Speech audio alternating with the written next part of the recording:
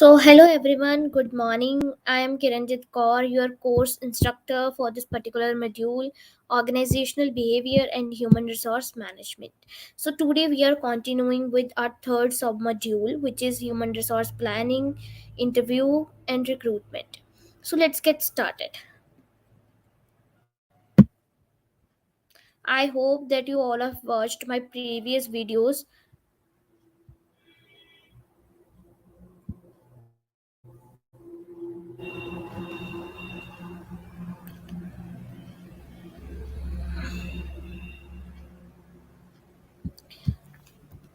First we'll discuss what is human resource planning. Human resource planning is a continuous process to achieve optimum use of an organization's most valuable asset, that is quality employees. It always ensures the best fit between the employees and jobs. Now, what is job analysis and what is included in the job analysis? Before posting any job on any other side, we do a job analysis. In the job analysis, there are two factors. One is the job description and other is job specification. In the job description, the factors that are included is title, position, and location for that job, duties and reporting, like what are your duties and to whom you need to report. Next is machines and workplace environment. You will get to know that which machine you will work and what is going to be the workplace environment. Now, what is included in the job specification? In the job specification, your qualification is there, like how much you should be qualified, and what is your work experience and what skills do you have. And there it will be also written that what are your responsibilities, or will you be provided any training or not.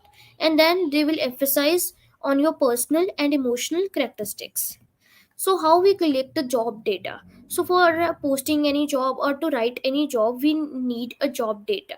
In the job data, what we need is task, performance, standards, responsibilities, knowledge required, skills required, experience needed, job context, duties, equipment used. We get job data from interviews, questionnaire, observations, and records. And the sources for the job data is job analyst, employee, and supervisor. We get the data regarding the job from any job analyst, from an employee, or from a supervisor. After getting the job data, we prepare a job description and job specification. As I already told you that what is there in the job description and job specification. After done with all these things, the human resource functions begins. The recruitment begins, then we select the employee, then we train and develop the employee according to our needs, and then we give them a performance appraisal according to their performance, and then we compensate with them. Now, this is an example of a job post in any kind of newspaper, and this is an example of job posting on any portal site, or we can say newspaper, or anywhere. Like here it is written the job title, general surgical registrar, the department, to whom he needs to report, what is the job, and what is the overall purpose of the job, and the key responsibilities and deliverables. And in the previous one, the same things are written, but there is just slight different. Like there is no qualification is written, but there is, like if you are going to apply for a hospital operation manager, then the qualification should be the master degree in healthcare manager. And if you are applying for a human resource manager, the qualification should be master's degree in healthcare manager. It depends from various to various, like which job you are going to apply. What is recruitment? As I already told you in the previous submodule regarding the recruitment method, there are two methods: internal recruitment and external recruitment. In the internal recruitment, the job gave to staff who are already employed by the business. The job is given to the staff who are already working in the business, and it involves promotion, like we promote them to a higher level of position. Next is external recruitment. In the external recruitment, we recruit people through job centers, through job advertisings, through all portal, or through some personal recommendations. So if there is two types of recruitment, then for sure there are some advantages and disadvantages linked with them. So the advantages in the internal recruitment process is that it is cheaper and quicker to recruit. Like we don't need to pay any hefty amount for any to any job portals to post any ads. It's very cheaper and we can recruit people from our staff, and people are already familiar with the business and how the business operate. So the staff who is already working with us, that person knows that how our business operates, what is the culture of our business. And the disadvantage is that business already know the strength and weaknesses of their employee. So business knows that these are the strength and these are the weaknesses of all the employees, and it limits the chance of potential candidate. So as we all know, like outside the inside a business world, there is an outside world where there are many potential clients also. So it just limit the chances of that clients. No new ideas from outside will be introduced. So all the person who come into any business or do anything, they have their own ideas which are very creative and wonderful. But in this kind of recruitment, that idea restricts. Next is external recruitment. So it also has some disadvantages and advantages.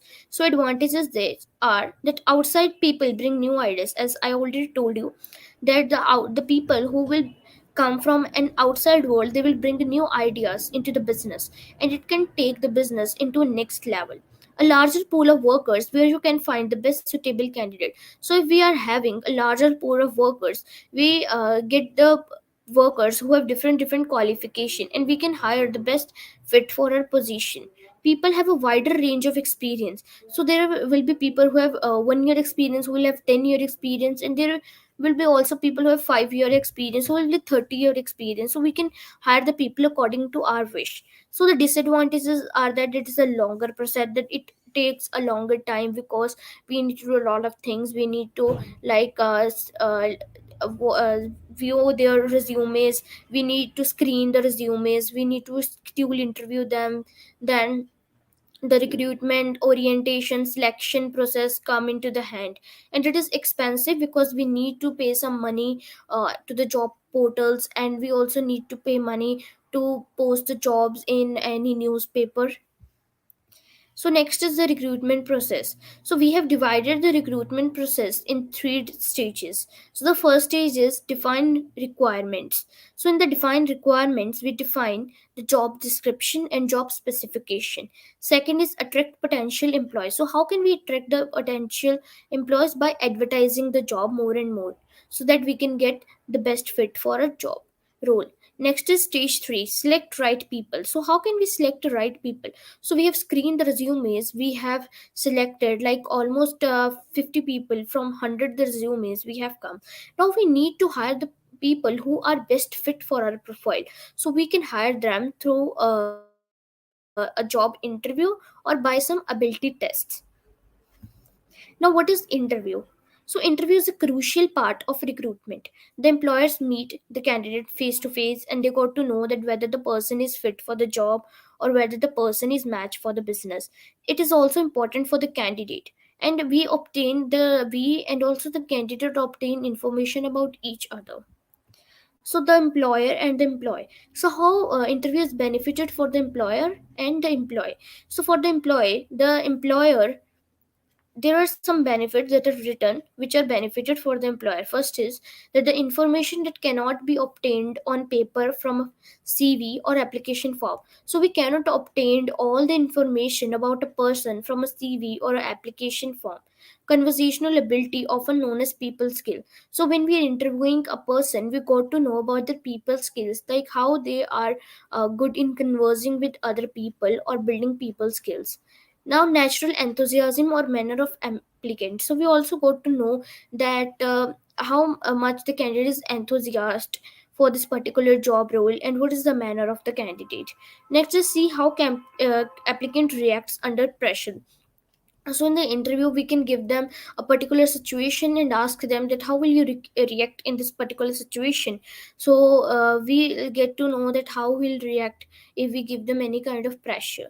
Queries or extra details missing from CV or application form. So there are some things that are in the employer's mind that he want to ask the employee, but he can't ask. So interview is the best thing for this. Next is the employee. So how it is beneficial for employee, whether job or business is right from them. The employer will get to know that whether the job is best for him or not. What is the culture of the company like? So when an applicant, a potential candidate, will talk with the employer or give interview to the employer, he'll get to know about the culture of the business. So he'll make her or him his mind that whether this job is suitable for his or not. Now, what are the exact details of jobs that may be omitted from the job description? So we all know that not all the details regarding the job is written in the job description. So when the employee get the chance to interact with the employers, so they get to know about the additional details that are missing in the job description. So I hope that you have liked my today's session, and thank you for you all joining in. And please feel free to post your comments and doubts in the comment section. And I want to tell you one more thing, that on the next Tuesday, that is 22nd Feb, we are having our last and fourth sub module live. And the topic for that module is placement, induction, employer welfare. So everyone, please make sure to join that session. Hit the like button, subscribe to our channel, and share the video with your friend if you find it interesting.